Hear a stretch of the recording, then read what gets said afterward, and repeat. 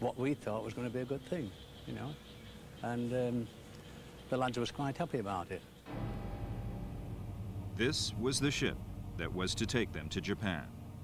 Over 1,300 British and Australian prisoners were crammed on board the Rikoyo Maru, most confined to the hold. A further 900 were to sail on a similar vessel. The ships bore no markings to show that they had POWs on board. There were mixed emotions on the quayside. The Jap seaman had already told us that I think there was 10 out of 11 ships was sunk. Only 1 out of 11 ships was the average getting through, so we weren't very optimistic about it. The only fear was if we did get torpedoed, was the sharks and things like that. We had a sense that we'd reached rock bottom, and nothing could be any worse. It couldn't get worse, it had to get better.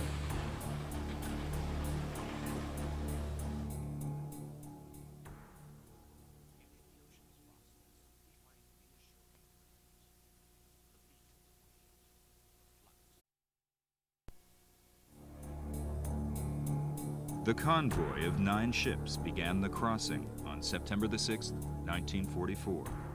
5 days later, 3 frigates and 3 empty freighters joined from the Philippines. Waiting ahead, a wolf pack of U.S. Navy submarines, including the USS Pampanito and the USS Sealion II. It's a high-risk game, and you ride one of these babies and you'll find out what high risk is. I was electrician's mate and controller man, and that's in the maneuvering room, the next compartment up, and that's the complete propulsion of the vessel. Submarines are different. You live together and you die together, believe me. We were all very young. I was a communications officer. That involved radio transmissions to and from our headquarters, and a lot of coding and decoding. My battle station job was the torpedo data computer.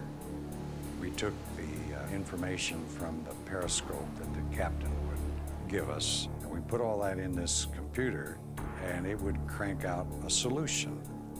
And that solution then was fed to the torpedoes.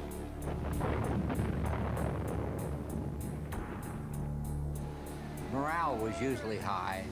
We all had faith in one another because on a submarine, it's very close and one man can make a mistake and sink the whole bunch. I enjoyed being a torpedoman. Most torpedomen love to be a torpedoman because it was getting the big stuff out of the tube, and if there was going to be any fighting, that was the vanguard of it.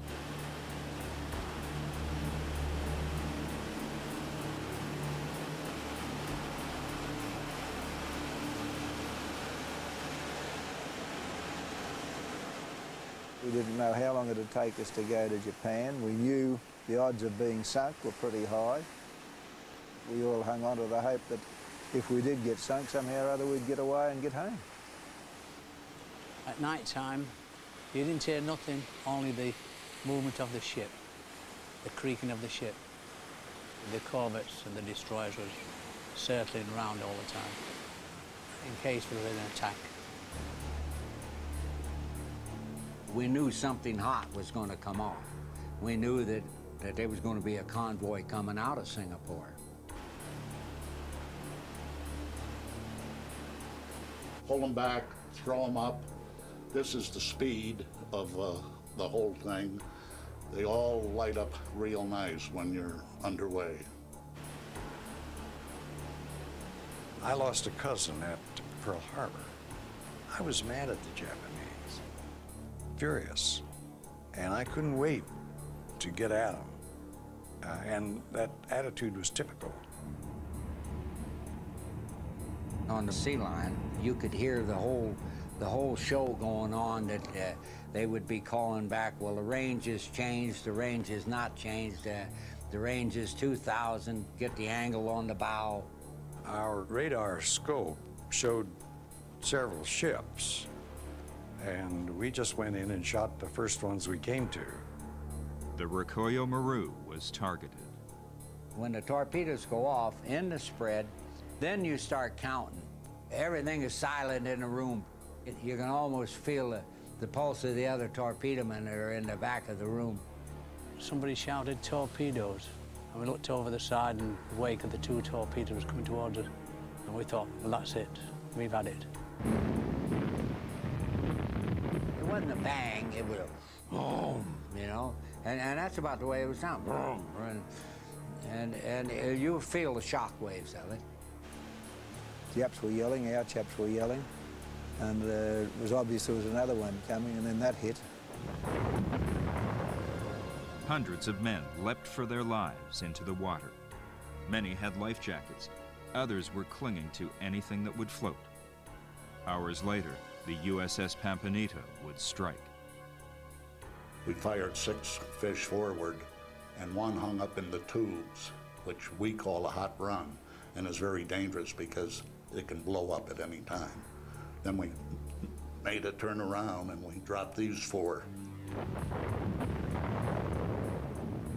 We got 7 out of 9 hits. And we left on the surface doing the whole goddamn sky lit up. They were throwing everything, the Japs were. The Pampanito had torpedoed the second ship carrying Allied prisoners. Eventually, the Japanese would rescue over 600 survivors from the 2 ships. But there were still 1,500 men unaccounted for, most from the Rekoyo Maru.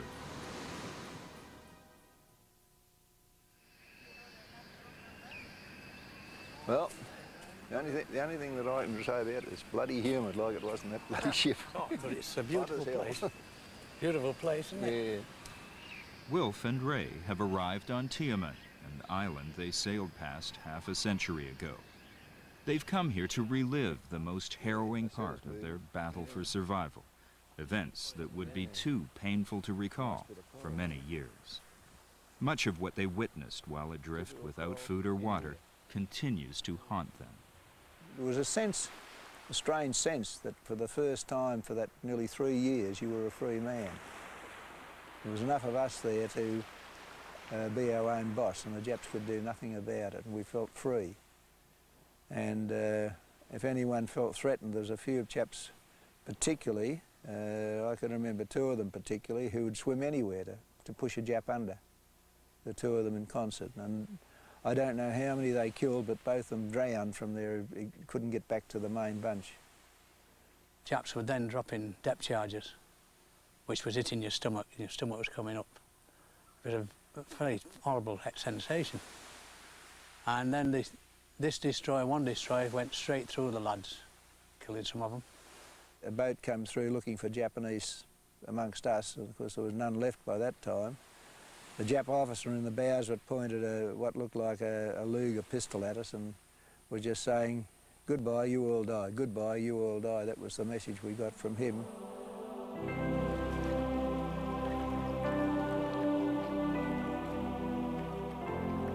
We tied everything that had float together, Carley floats, hatch covers, even oil drums.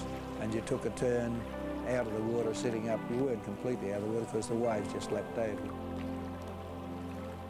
The funny thing about the Brits, they all started singing, "They'll always be in England and rule Britannia."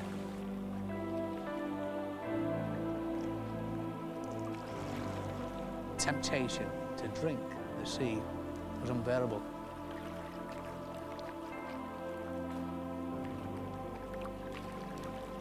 It had to happen, eventually it happened, because these guys were so desperate for water, they decided we'd try to stop them. But as soon as they started drinking that salt water, that was it. They had to go. They were going to die.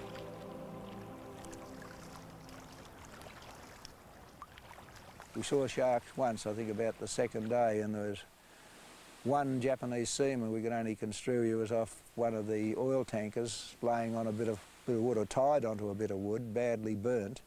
He was all quite a ways from us, well enough to recognise who he was. And we'd seen a few